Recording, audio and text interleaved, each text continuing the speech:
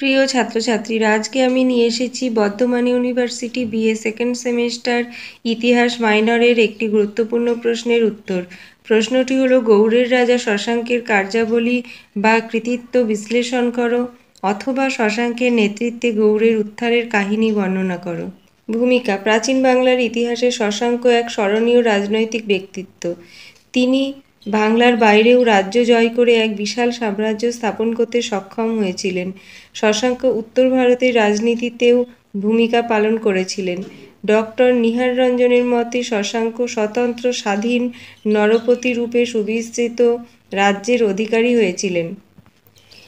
শশাঙ্কের প্রাথমিক জীবন ও উত্থান এবং সাম্রাজ্য বিস্তার। শশাঙ্কের বংশপরিচয় ও বাল্যজীবন সম্পর্কে সঠিক কিছু জানা যায় না। অনেক ঐতিহাসিক মনে করেন শশাঙ্ক প্রথম জীবনে স্বাধীন রাজা ছিলেন না, গুপ্তবংশীয় মহাসেন নামক এক রাজার সামন্ত ছিলেন। শশাঙ্ক কখন কিভাবে গৌড় দেশে সার্বভৌম রাজ্যের প্রতিষ্ঠা করেন সেটাও সঠিকভাবে বলা যায় না। তবে ষষ্ঠ শতকের শেষের দিকে গৌড়ের পরবর্তী গুপ্তবংশীয় রাজাগণ দুর্বল হয়ে পড়েন।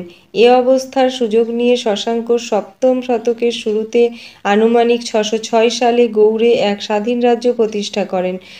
স্বাধীন গৌড় রাজ্য বাংলার উত্তর পশ্চিমাংশ ও মগধে বিস্তৃত ছিল।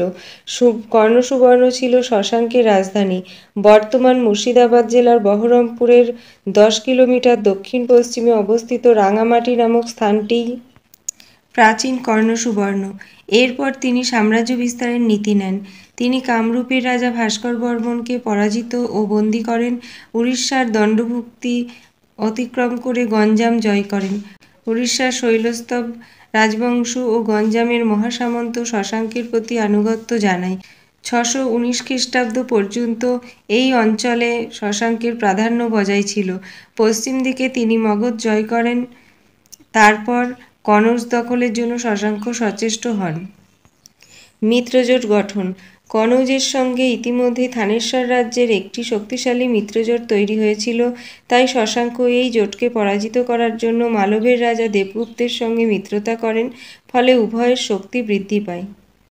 কনৌজ অভিযান: মালবের সঙ্গে মিত্রতা স্থাপনের পর শশাঙ্ক ও দেবগুপ্তের যৌথ বাহিনী 606 খ্রিস্টাব্দে কনৌজ রাজ্য আক্রমণ করে। এই যুদ্ধে কনৌজের রাজা গ্রহবর্মণ পরাজিত ও নিহত হন এবং থানেশ্বরের রাজকন্যা তথা গ্রহবর্মণের স্ত্রী রাজ্যশ্রীকে বন্দী করা হয়। এই ঘটনার খবর পেয়ে থানেশ্বরের রাজা রাজ্যবর্ধন প্রতিশোধ নেওয়ার জন্য যুদ্ধ শুরু করেন এবং মালবের রাজা দেবগুপ্তকে পরাজিত করেন। কিন্তু শশাঙ্কের হাতে রাজ্যবর্ধন পরাজিত ও নিহত হন। রাজ্যবর্ধনের মৃত্যুর পর হর্ষবর্ধন থানেশ্বরের সিংহাসনে বসেন এবং প্রথমেই তিনি কনৌজ অভিযান করেন। হর্ষের আসার খবর পেয়ে শশাঙ্ক কনৌজ ত্যাগ করেন। এরপর হর্ষবর্ধন কামরূপের রাজা ভাস্কর বর্মণের সঙ্গে মিত্রতা করে শশাঙ্কের বিরুদ্ধে যুদ্ধ শুরু করেন। ঐতিহাসিক রমেশচন্দ্র মজুমদারের মতে যুদ্ধে শশাঙ্ক পরাজিত হলেও তার কোনো ক্ষয়ক্ষতি হয়নি, কেননা শশাঙ্কের জীবিতকাল পর্যন্ত তার রাজ্যসীমা অক্ষুণ্ণ ছিল। মৌখরীদের সঙ্গে সংঘর্ষ: উত্তর ভারতের রাজনীতিতে শশাঙ্কের বলিষ্ঠ পদক্ষেপ সম্পর্কে বাণভট্টের হর্ষচরিত এবং তার সমসাময়িক চৈনিক পরিব্রাজক হিউয়েন-সাংয়ের বিবরণী থেকে জানা যায়। শশাঙ্ক কর্তৃক উত্তর ভারতীয় রাজনীতিতে হস্তক্ষেপ করার প্রধান উদ্দেশ্য মৌখরীদের বিরুদ্ধে স্বরাজ্যকে দৃঢ়ভাবে সংরক্ষণ। কারণ পূর্ব থেকেই গৌড়ের পরবর্তী গুপ্তবংশীয় রাজাদের সঙ্গে মৌখরী রাজাদের বংশানুক্রমিক শত্রুতা ছিল। তাই শশাঙ্ক ক্ষমতা লাভের পর গৌড় কনৌজের শত্রুতার জের চলতে থাকে।